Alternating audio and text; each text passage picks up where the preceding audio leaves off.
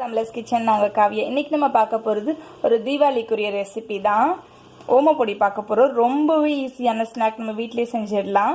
எப்படி செய்யலான்னு பார்க்கலாம் வாங்க. அதுக்கு தேவையான இன்க்ரீடியன்ஸ் ஒரு கப் அளவுக்கு பேசன் கடலை மாவு, அதுக்கு 1/4 கப் அளவுக்கு அரிசி மாவு, நெக்ஸ்ட்டு 1/4 டீஸ்பூன் அளவுக்கு கலருக்கு வேண்டி நம்ம மஞ்சத்தூள் போடுறோம்.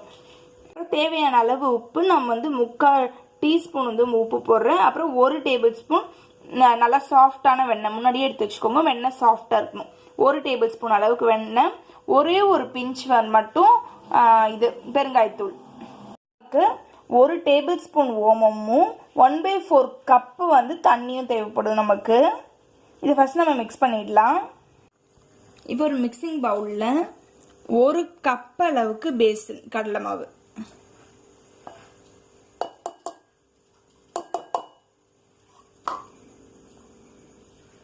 1/4 கப் அரிசி மாவு, இடியாப்ப மாவு எடுத்துக்கோங்க. இதுலேயே 1/4 டீஸ்பூன் மஞ்சத்தூள்,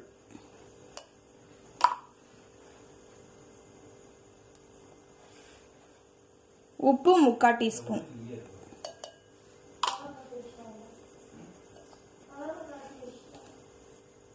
பெருங்காயத்தூள் ஒரே ஒரு பிஞ்சு,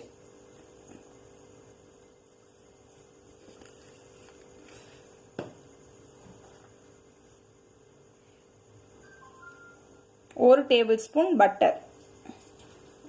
இப்போ ஒரு மிக்ஸி ஜாரில் 1 டேபிள் ஸ்பூன் அளவுக்கு ஓமம்,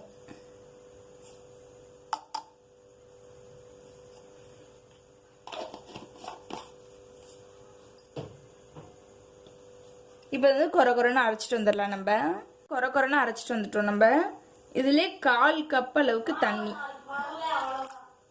இது மறுபடியும் நம்ம போய் அரைச்சிட்டு வந்துடலாம். அப்போதான் ஓமத்தோட ஃப்ளேவர் தண்ணியில் இறங்கும். இப்போ இது எல்லாமே நல்லா கலந்து விட்டுக்கலாம். நம்ம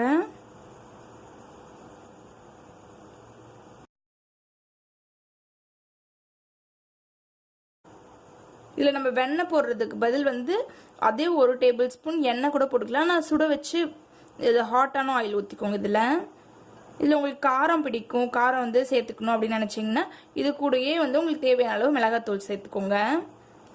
ஆனால் ஓமப்பொடி நம்ம யூஸ்வலாக ட்ரெடிஷ்னல் மெத்தடில் செய்கிறது காரம் எதுவும் போட மாட்டோம். இந்த ஓம தண்ணி அந்த இது வடிகட்டி வச்சுருக்கோம், அது மட்டும் தான் ஊற்றுவோம். நம்ம அரைச்சி அப்படி வடிகட்டி வச்சுருக்கோம். இப்போ நம்ம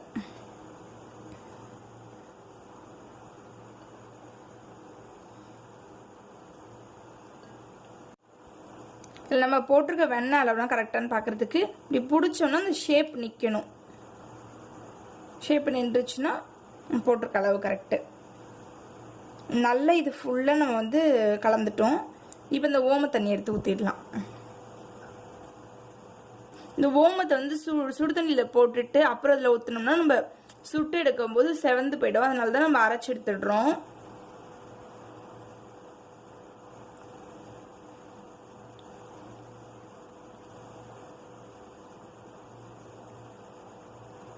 நம்ம சப்பாத்தி மாவு பிசைறதை விட கொஞ்சம் தளர பிசைஞ்சுக்கணும்.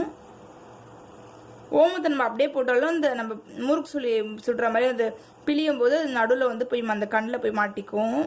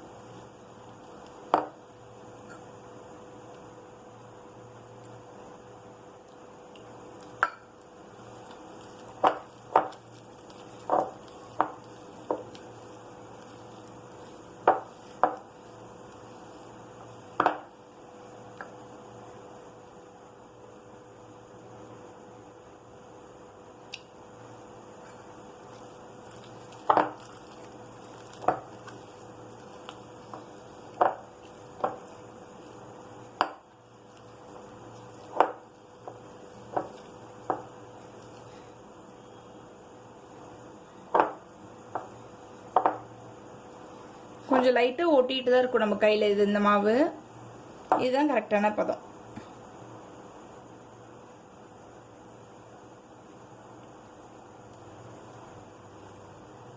இந்த ஓட்டை போட்டுக்கலாம். நம்ம ரொம்ப குட்டி குட்டியா இருக்கும்.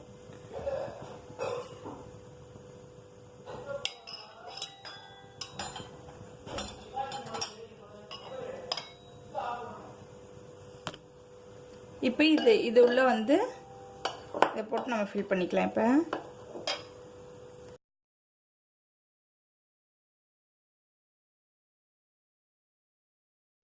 இப்போ நான் போட்ட அளவுக்கு இந்த ஒரு இது எனக்கு ஃபுல்லாக இருக்குது. இந்த ஒரு இதுக்கு வந்திருக்கு, ஒரு கப்பு மாவு போட்டதுக்கு.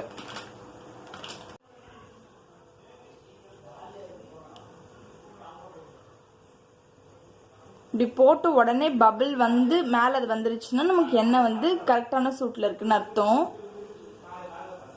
போட்டோடனே ஒரு மாதிரி கரிஞ்சு மேலே வந்துருச்சுன்னா ரொம்ப சூடாயிடுச்சு. அப்படி போட்டோம்னா ரொம்ப கடுக்குன்னு நல்லாவே இருக்காது. நம்ம போட்டு ரொம்ப நேரம் கீழே இருந்தாலும் இன்னும் ரெடி ஆகலன்னு அர்த்தம். எண்ணெய் இன்னும் நமக்கு ரெடி ஆகல, ரொம்ப நேரம் ஆகுது.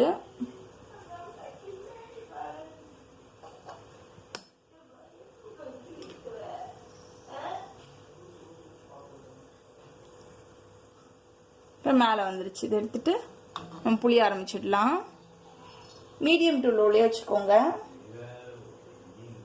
இப்போ நம்ம இதில் பிழிஞ்சு விட்டுடலாம்.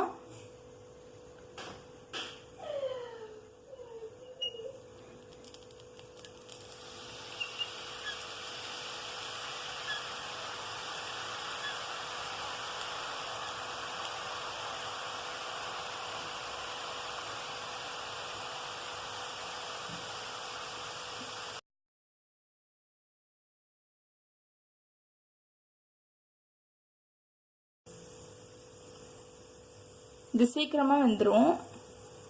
லைட்டா இந்த பபிள்ஸ் வரது அடங்கினோடனே நம்ம திருப்பி போட்டுடலாம்.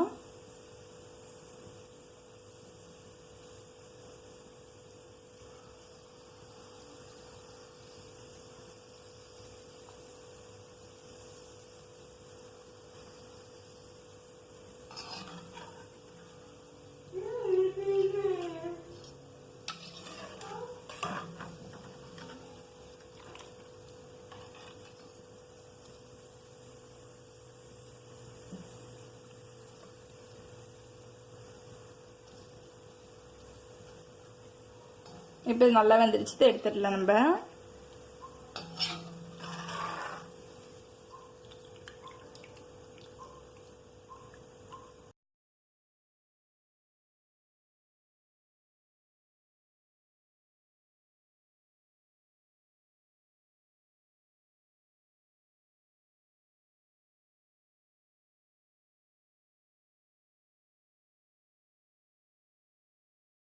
இப்போ எல்லாத்தையும் நம்ம சுட்டு முடிச்சிட்டோம். இது கேஸும் ஆஃப் பண்ணிட்டோம். அப்புறம் கருவேப்பிலை கொஞ்சம்.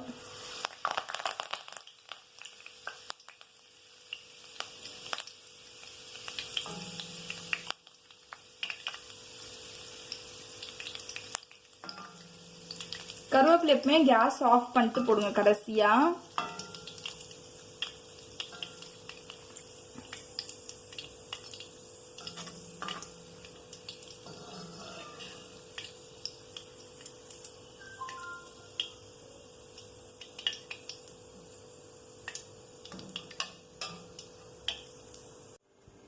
இப்போ நல்லா நம்ம சுட்டு எடுத்துட்டோம். இது மேலேயே இந்த கருவேப்பிலை வறுத்தது.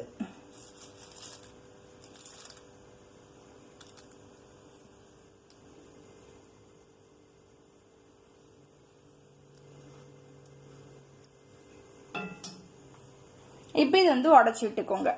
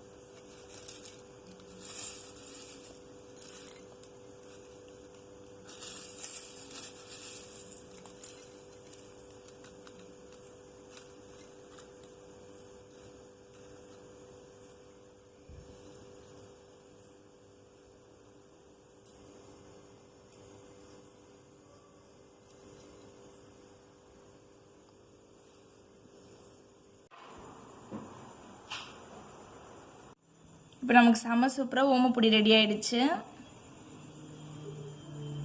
இந்த தீபாவளிக்கு இதெல்லாம் செஞ்சு சாப்பிட்டு என்ஜாய் பண்ணுங்கள். இந்த ரெசிபி உங்களுக்கு பிடிச்சிருந்துச்சுன்னா லைக் பண்ணுங்கள், ஷேர் பண்ணுங்கள். மறக்காம நம்ம தமிழர்ஸ் கிச்சன் சேனலுக்கு சப்ஸ்கிரைப் பண்ணிக்கோங்க. கூடவே பெல் பட்டனும் கிளிக் பண்ணிக்கோங்க. ஸோ தட் இனிமேட் போகிற எல்லா வீடியோஸ்க்கு நோட்டிஃபிகேஷனும் உங்களுக்கு உடனே வரும். தேங்க்யூ ஃபார் வாட்சிங்.